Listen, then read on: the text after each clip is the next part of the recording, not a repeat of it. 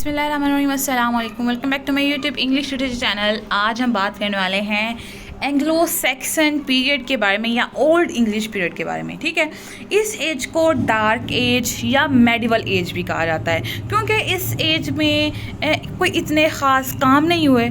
ठीक है, इसमें रिलीजन था और जिसको फॉलो करते थे सारे, और उसकी क्रिश्चियनिटी इसमें आई थी। ठीक है, और इसमें पैगन्स भी थे, यानी कि ऐसे लोग जो रिलीजन पे बिलीव नहीं करते थे। इट्स मीन कि हर एज में ऐसे लोग होते हैं कि कुछ अच्छे होते हैं और कुछ बुरे होते हैं। इसी तरह कुछ बिलीफ रखते हैं रिलीजन पे और कुछ बिलीफ नहीं रखते। तो एंग्लो सैक्सन में हम ये पढ़ने वाले हैं आज कि किस तरह इंग्लिश लैंग्वेज जो है उसको ईजाद किया गया। ठीक है, वो किन लोगों की ईजाद थी और वो कौन लोग थे जो इंग्लिश लैंग्वेज बोला करते थे, जिसकी बेस पे उस लैंग्वेज का नाम इंग्लिश रखा गया। ठीक है, और किस तरह रखा गया, ये स्टोरी हम आज डिस्कस करने वाले हैं। सबसे पहले एक स्टोरी सुनाती हूँ आपको कि यहाँ पे जर्मनी के इलाकों में ना, जर्मनी में ये एंग्लो सैक्सन, ज्यूट्स एंड फ्रीसिंग, ये 4 कबाइल होते थे। ठीक है, ये 4 ट्राइब्स थे जो क्या करते थे, जर्मनी में रहते थे और जर्मन लैंग्वेज बोलते थे। जर्मन लैंग्वेज अगर आप देखें तो जो ओल्ड इंग्लिश लैंग्वेज है वो बिल्कुल जर्मनी की लैंग्वेज के जैसी है, उसी जैसे सिमिलरिटीज़ रखती है। ठीक है, और वो जर्मनी में रहते थे, जर्मन लैंग्वेज बोलते थे, इंग्लिश लैंग्वेज बोलते थे। वहाँ में 4 ट्राइब्स थे जो कि ज्यूट्स और फ्रीसिंग्स जो थे वो तो इतने ज़्यादा, मतलब उनकी पॉपुलेशन नहीं थी, उनमें इतने ज़्यादा लोग नहीं थे, इस वजह से उनका बहुत कम रोल प्ले हुआ है। ठीक है, लेकिन सबसे ज़्यादा प्ले जो रोल किया है वो हैं एंग्लो और सैक्सन के कबीलों ने। एंग्लो जो थे उनकी ज़ुबान और सैक्सन की ज़ुबान इंग्लिश हुआ करती थी। अब क्या था कि यहाँ पे ना ब्रिटेन में, अब बरतानिया का नाम ब्रिटेन किसने रखा? ब्रिटेन बरतानिया में एक कबीला रहता था। ठीक है, उसका रोलर जो था वो था वर्टिगरन, यानी कि ये इतना बड़ी अजीब से नेम्स हैं इनके, डेट्स वाई प्रोनाउंसिएशन में मिस्टेक हो जाती है, तो इट्स ओके। तो इनके जो रूलर थे ब्रिटेन के, उसके ब्रिटेन कबाइल पे ही उस ब्रिटेन का नाम, बरतानिया का नाम बरतानिया रखा गया। ठीक है, अब वहाँ पे ना ब्रिटेन के कबीले पे जो पिक्ट्स थे एंड स्कॉटी, ये 2 कबीले थे जो कि लगातार मुसलसल हमला कर रहे थे, और ब्रिटेन वालों को कोई भी ऐसी सिक्योरिटी नहीं थी या इनके पास ऐसी कोई शील्ड नहीं थी, इनको कोई प्रोटेक्ट करने वाला नहीं था। तो इन्होंने सुना हुआ था कि जर्मनी में एंग्लो और सैक्सन बहुत स्ट्रॉन्ग कबाइल हैं, बहुत एडवेंचरस है, बहुत फियरलेस कबाइल हैं, वो हमारी मदद कर सकते हैं। इन्होंने एंग्लो सैक्सन से हेल्प मांगी, जिसकी बेस पे एंग्लो सैक्सन ब्रिटेन में आए। ठीक है, अब ब्रिटेन के कबीले में आने के बाद इन्होंने उनकी हेल्प तो की, पिक्ट से और स्कॉटी से निजात दिलाई, लेकिन साथ ही वो खुद उन पे कब्ज़ा करने लगे। इन्होंने बहुत सारा बरतानिया की जो लैंड, जैसे कि वेसेक्स, सेसेक्स, ईस्ट एंग्लिया और मर्सिया, नॉर्थम्ब्रिया, इस तरह की बहुत ज़्यादा जो लैंड थी ना, जो ब्रिटेन के अंडर आती थी, उन्होंने उस पर कब्ज़ा करना शुरू कर दिया। अब पिक्ट्स और स्कॉटी जिस जगह पे हमला कर रहे थे लगातार, उस जगह को हम अब स्कॉटलैंड बोलते हैं, जो कि बरतानिया के अंडर ही आ रही थी। ठीक है, ब्रिटेन के अंदर आ रही थी। अब इन्होंने उनको आज़ाद करवाया और ख़ुद उन्हीं की लैंड्स पे कब्ज़ा करना शुरू कर दिया।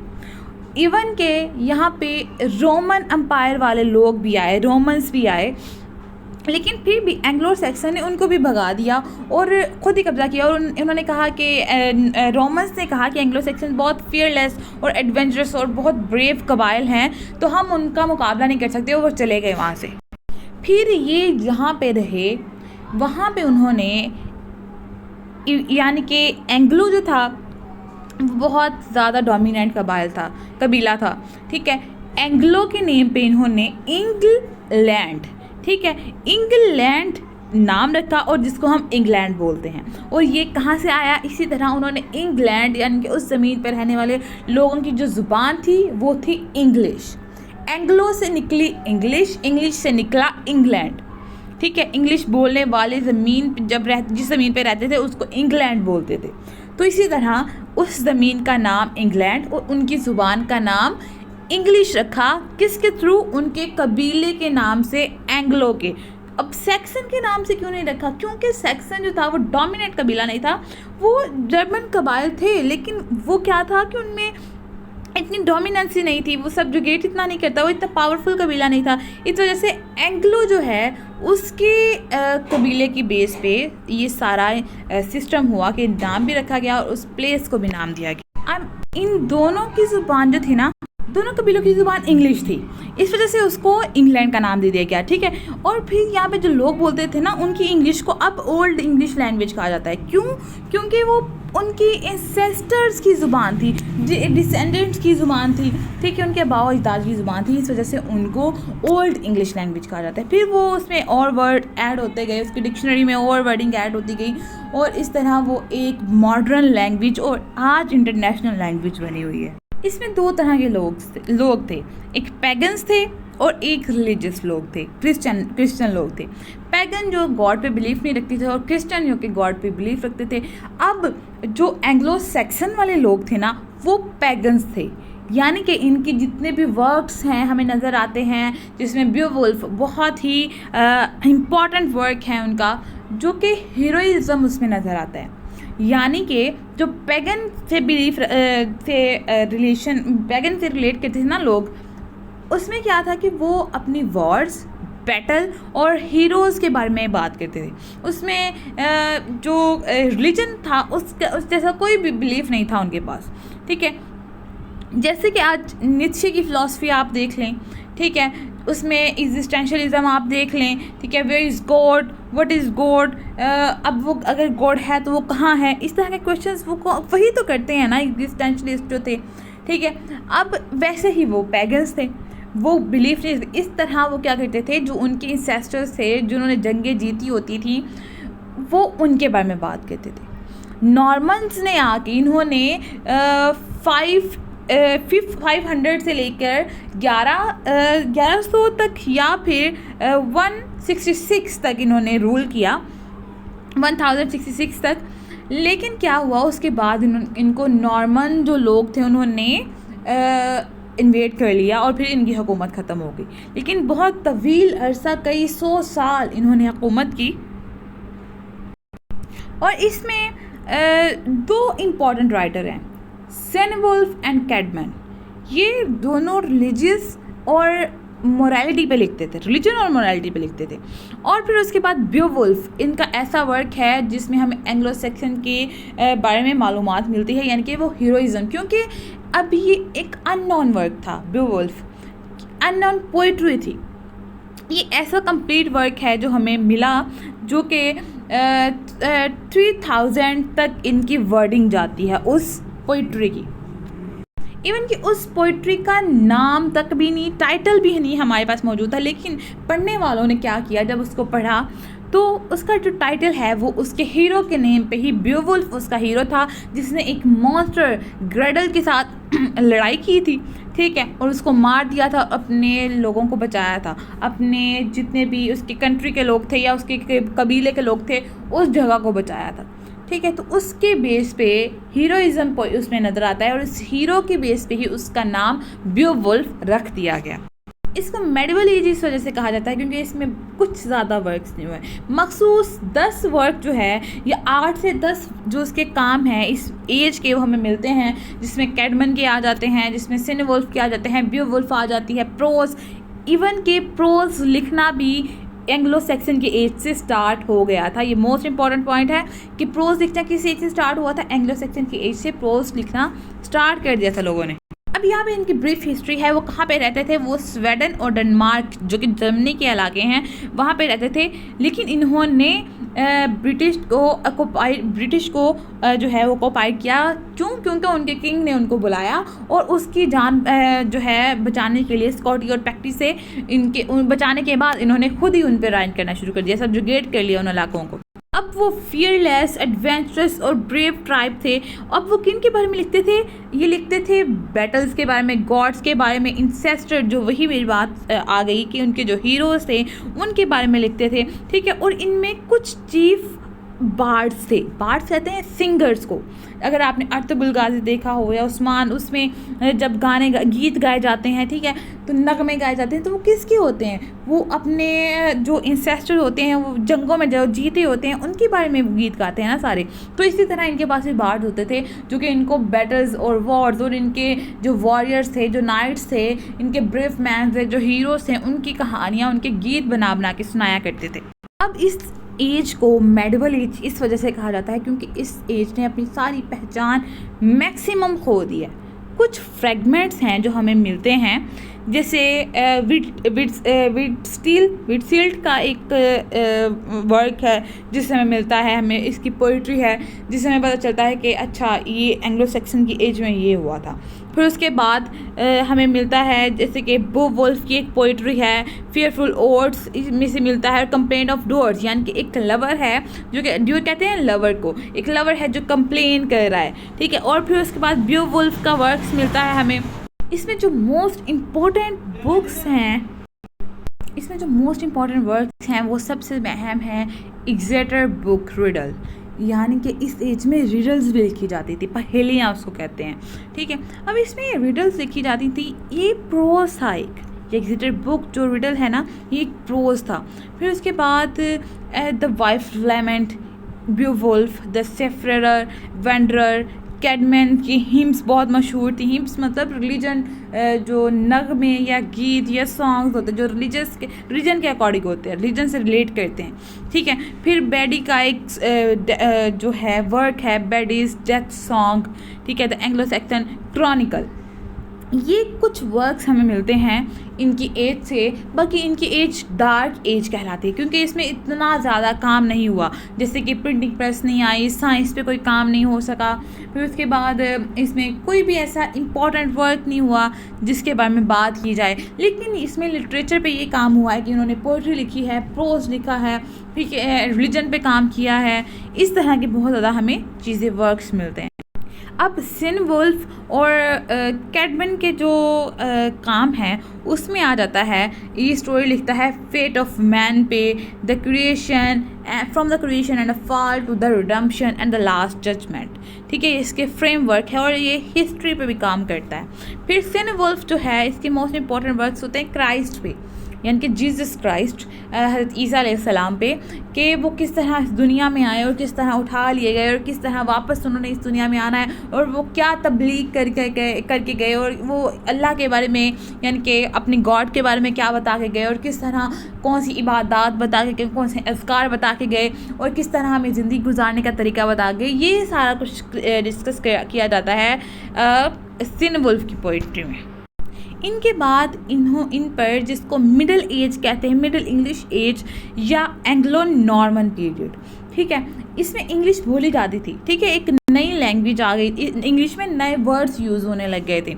लेकिन इसमें क्या था, लिटरेचर में बहुत ज़्यादा रिफॉर्मेशन आई थी, ठीक है, इस एज में, जब तक नॉर्मन ने इन्वेड नहीं किया था उन्हें, बल्कि इन्वेड कर लिया था, उसके बाद ये चेंजेस आए कि उन्होंने क्या किया, एक न्यू वे ऑफ लिविंग दिया, ठीक है। फिर उसके बाद इनमें पोइट्री लिखी गई और बहुत ज़्यादा मूडी, मेलनकॉली, फायर्स, मेलकॉली और लाइफ के बारे में ऐसी ऐसी चीज़ें बताई गई जो कि अभी तक अननोन थी, लोगों को अभी तक उनसे अवेयरनेस नहीं हासिल हुई थी। एंग्लो सैक्सन के पीरियड में सबसे ज़्यादा जो रिवॉर्ड दिया जाए अगर, तो वो किंग एल्फर्ड को जाता है। किंग एल्फर्ड के टाइम में ही प्रोज हासिल हुआ, प्रोज पे काम करना शुरू किया। इसी के ज़माने में, इसी के दौर में ट्रांसलेशन की गई फ्रॉम लैटिन, ठीक है, और फिर उसको इस्टेब्लिश करवाया गया। इंग्लिश लैंग्वेज को बहुत तरक्की मिली और जो प्रोज था उसको पहले कोई भी नहीं पहचानता था, लेकिन जो किंग एल्फर्ड द ग्रेट है उसने क्या किया, उसने आके जब प्रोज लिखना स्टार्ट करवाया या उसकी एज में जब स्टार्ट करवाया गया तो तब प्रोज को एक बहुत ज़्यादा इम्पोर्टेंस मिली, ठीक है, जो एक नई चीज़ देखने को मिली इस एज में। और किंग एल्फर्ड के ही ज़माने में ऐसा हुआ था कि पहले तो बरतानिया के कुछ इलाके इन्वेड किए गए थे, वेसेक्स, फिर एसेक्स, फिर इस तरह ससेक्स, फिर इस तरह के कुछ इलाके इन्वेड किए गए थे। लेकिन किंग एल्फर्ड के एज में क्या हुआ कि तकरीबन पूरे बरतानिया पे एंग्लो सैक्सन की हुकूमत थी। ठीक है, कोई भी जगह ऐसी नहीं थी जहाँ पे एंग्लो सैक्सन की हुकूमत ना पहुँची हो, जहाँ पे एंग्लो सैक्सन जो है वो रूल ना कर रही हो। ठीक है, फिर इन्होंने क्या किया कि जो इनके प्राइस थे, एल्फ्रिक प्राइस और जो दूसरे जितने भी प्राइस थे, उन्होंने क्या करना शुरू कर दिया, उन्होंने भी पोइटिक प्रोज लिखना शुरू कर दिया जिसमें वो रिलीजन को शो करवाते थे। ठीक है, और इसमें अब क्या हुआ था कि बहुत ज़्यादा जो एंग्लो सैक्सन की आवाम थी, जो उनके ट्राइब के लोग थे, वो क्रिश्चियनिटी पे बिलीफ ले आए थे।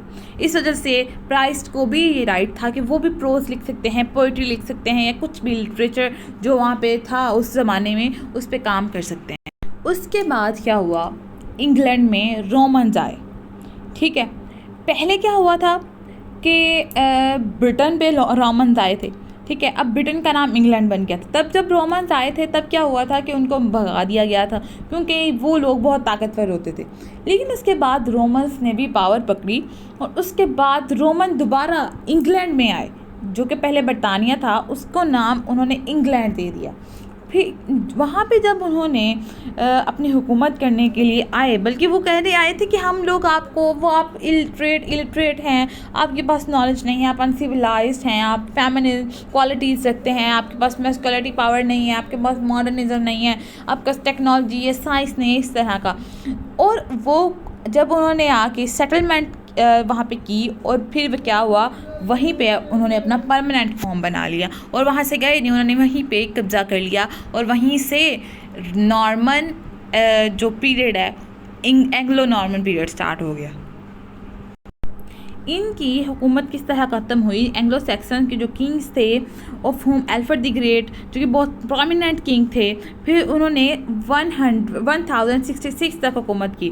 फिर जो सैक्सन का एक लास्ट किंग था, हेरोल्ड जिसका नाम था, उसने विलियम को जब एक बैटल थी, बैटल ऑफ हेस्टिंग, जिसने की विलियम ने, द कंकरर ऑफ नॉर्मैंडी, यानी कि नॉर्मन में से एक किंग था जिसका नाम था विलियम द कंकरर। ठीक है, उसके साथ जब जंग की या बैटल हुई तो सैक्सन की जो आखिरी एंग्लो सैक्सन का किंग बचा था वो भी हार गया और इसी तरह उनकी हुकूमत 760 से 1100 AD तक रही और उसके बाद एंग्लो नॉर्मन पीरियड आ गया। एंग्लो नॉर्मन पीरियड उसको इसलिए कहा जाता है क्योंकि उसमें इंग्लिश लैंग्वेज ख़त्म नहीं हुई थी। ठीक है, बेशक रोमन्स ने आप पे हुकूमत कर ली, हम पे हुकूमत, बल्कि बरतानिया पे हुकूमत कर ली, लेकिन फिर भी क्या हुआ था, इंग्लिश अभी भी एग्जिस्ट कर रही थी, इंग्लिश लैंग्वेज को अभी भी पावर हासिल थी। एंग्लो सैक्सन पीरियड ख़त्म हुआ था क्योंकि सैक्सन का किंग था हेरोल्ड, वो भी हार गया था, लेकिन एंगल्स जो थे उसका कबीला अभी भी वहाँ पे मौजूद था। ठीक है, अभी भी वो पावर में था। उन्होंने फिर क्या किया, वहाँ पे इंग्लिश लैंग्वेज स्टिल एग्जिस्ट कर रही थी और वहाँ पे संस्कृत, इरानियन, ग्रीक और लैटिन, ये ऐसी लैंग्वेजेस हैं जो इंग्लिश से ही बाद में निकाली गई, क्योंकि मुख्तलिफ़ कबाइलों के लोग या मुख्तलिफ़ मुल्कों के लोग जैसे जैसे वहाँ पे आते गए, क्योंकि ट्रेडिंग स्टार्ट हो गई थी। जब जो तजारत वगैरह करते हैं, ट्रेडिंग करते हैं, तो मुख्तलिफ़ मुल्कों के लोग या मुख्तलिफ़ शहरों से लोग, मुख्तलिफ़ कबीलों के लोग आपके पास आते हैं, तो आपको मुख्तलिफ़ ज़ुबानें सीखने को मिलती हैं। तो इसी तरह ये ज़ुबानें भी एग्जिस्ट करने लगी और पता चलने लगा कि हाँ, ये भी ज़ुबान है, ये भी ज़ुबान है, ये भी ज़ुबान है। ठीक है, और ये मेन ज़ुबानें हैं संस्कृत, इरानियन, ग्रीक और लैटिन, जिससे बाद में बाकी ज़ुबानें निकली। जैसे अगर आप देखें, अभी हम आज के ज़माने में बात करें तो कुछ ऐसे वर्ड्स हैं जो कहते हैं ग्रीक से निकले हैं, कुछ ऐसे वर्ड जो हैं जो लैटिन से निकले हैं। उर्दू में भी लैटिन इस्तेमाल होती है, उर्दू में भी फ़ारसी इस्तेमाल, ग्रीक इस्तेमाल होती है, संस्कृत, इरानियन, ये तमाम मेन लैंग्वेज हैं जिससे बाकी तमाम लैंग्वेज जो है उनको ईजाद किया गया। ठीक है, और यही हमारी आज की वीडियो थी। आई होप आप लोगों ने एंजॉय किया होगा इस वीडियो को। प्लीज़ हमारे चैनल को सब्सक्राइब किया करें और मेरी वीडियो को लाइक किया करें, ठीक, और अपने दोस्तों के साथ शेयर करें। थैंक यू सो मच, अल्लाह हाफिज़।